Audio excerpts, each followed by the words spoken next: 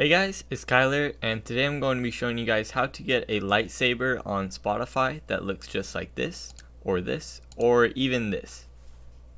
So as you guys can see, I've deactivated the lightsaber, and so to activate it, I'm going to go up to the search bar and make sure that your caps lock is on. That is very important.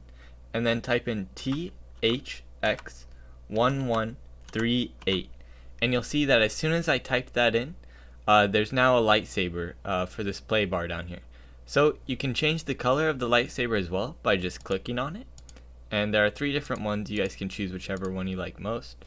And then if you guys want to get rid of it, then you can just do the same thing again. Type it in, THX1138, and now it's gone. So that is the cool little Easter egg to get a lightsaber on Spotify.